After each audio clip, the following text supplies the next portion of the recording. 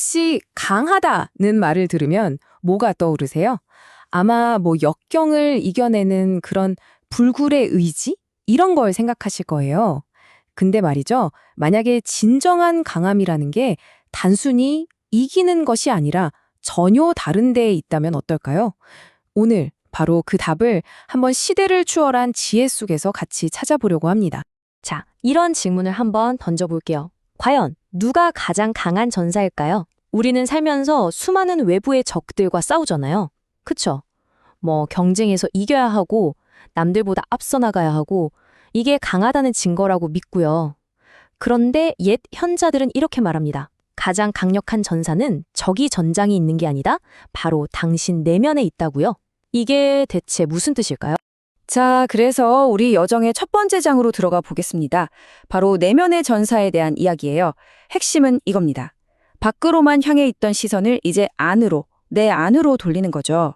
그리고 가장 다루기 힘든 상대, 어쩌면 유일한 진짜 상대일 수도 있는 바로 나 자신을 정복하는 것. 모든 건 거기서부터 시작됩니다. 공자가 이런 말을 했죠. 자기 자신을 이기는 사람이 가장 강한 전사다. 와, 정말 모든 것의 핵심을 꿰뚫는 말 아닌가요? 우리는 보통 경쟁자를 이기는 걸 승리라고 생각하잖아요. 근데 진짜 위대한 승리는 사실 내 안에 그 게으름, 두려움, 또 가끔씩 튀어나오는 자만심, 이런 것들과 싸워서 이기는 거라는 거죠. 결국 가장 큰 적은 밖에 있는 게 아니라 바로 내 안에 있다. 정말 깊은 통찰입니다. 네, 바로 이거예요. 첫 번째이자 가장 위대한 승리는 자신을 정복하는 거다. 생각해보면 우리를 흔드는 게 꼭 외부의 공격만은 아니거든요. 마음속에서 스물스물 피어나는 욕망이라든지 아, 이거 나중에 할까? 하는 그 나태함, 또 미래에 대한 막연한 두려움 같은 거요. 이런 내면의 그림자들을 딱 마주보고 이걸 다스릴 수 있을 때 그때 비로소 우리는 진정한 강함의 첫 발을 내딛게 되는 겁니다. 자, 이렇게 내면의 중심을 잡았다고 칩시다. 그렇다고 해서 삶이 갑자기 평탄해지진 않죠. 여전히 시련은 찾아옵니다. 피할 수 없는 실수도 하고 때로는 정말 뼈아픈 비판을 받기도 하고요. 근데 진짜 강한 사람은 아예 넘어지지 않는 사람이 아니에요.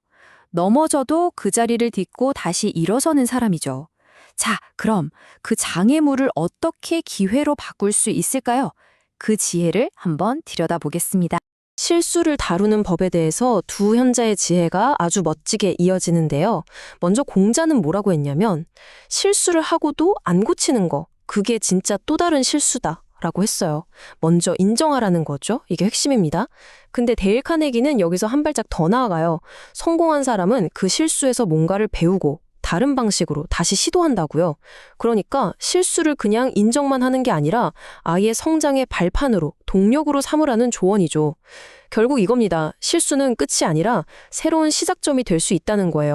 자, 그럼 이 지혜를 딱 두 단계로 정리해 볼 수 있겠네요.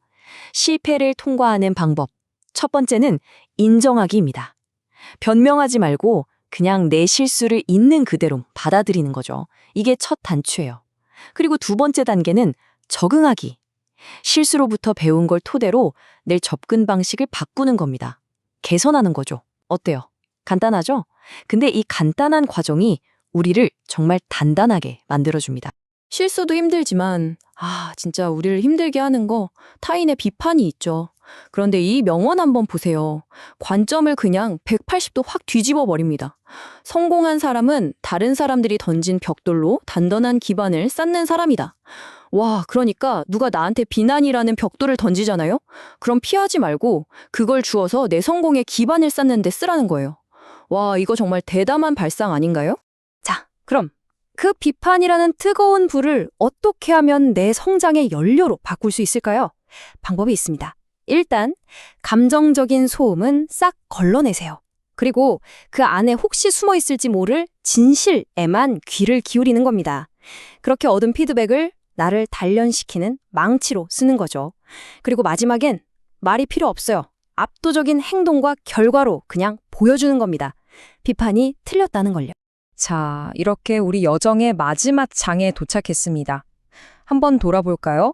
우리는 내면을 다스리는 법을 배웠고 외부의 시련을 성장의 발판으로 삼는 법도 이야기했죠. 그렇다면 이 모든 과정을 통해서 우리가 궁극적으로 도달해야 할 성공이란 건 대체 뭘까요? 진짜 모습은 어떤 걸까요? 어쩌면 우리가 지금까지 알고 있던 그 성공의 정의를 이제는 완전히 바꿔야 할지도 모르겠습니다. 바로 여기서 아인슈타인의 이 한마디가 등장합니다. 이게 우리가 쫓던 성공의 방향을 완전히 틀어버려요. 성공한 사람이 되려고 애쓰지 말고 가치 있는 사람이 되려고 하라. 보세요. 성공한 사람, 그러니까 내가 얼마나 많이 가졌나에 집중하는 삶이 아니라 가치 있는 사람, 즉 내가 세상에 어떤 도움을 주는 존재인가에 집중하라는 거죠. 이건 뭐랄까 트로피를 줬던 삶에서 씨앗을 심는 삶으로의 정말 위대한 전환이라고 할 수 있습니다. 그럼 아인슈타인이 말한 그 가치라는 게 뭘까요? 아주 간단합니다. 이건 내가 받는 보상이 아니라 내가 하는 기여에 대한 이야기예요. 이거니까 내 통장 잔고가 얼마인지, 내 명함에 뭐가 찍혀 있는지가 중요한 게 아니라는 겁니다. 중요한 건 나라는 사람으로 인해서 다른 사람의 삶이, 또 우리 공동체가 얼마나 더 나아졌는가. 바로 이 질문에 대한 답이죠. 자, 이렇게 가치 있는 삶을 살기 위한 두 가지 핵심 열쇠가 있습니다. 하나는 미래를 향한 준비예요. 언젠가 올 결정적인 순간, 그 기회를 꽉 잡을 수 있도록 지금 이 순간에 칼을 갈고 있어야 한다는 거죠. 그리고 다른 하나는 현재를 향한 감사입니다. 이미 내 손에 쥐어져 있는 것들, 이것들의 소중함을 항상 잊지 않는 마음, 바로 이거예요. 미래를 위한 준비와 현재를 위한 감사, 이 둘이 딱 균형을 이룰 때 우리 삶이 정말 풍요로워지는 겁니다. 그리고 바로 이 지혜가 우리 여정의 마지막 퍼즐 조각을 딱 맞춰줍니다. 현명한 사람은 가지지 못한 것 때문에 슬퍼하지 않고 가진 것에 기뻐한다. 생각해보세요. 우리는 없는 것 때문에 슬퍼하면서 얼마나 많은 에너지를 낭비하나요?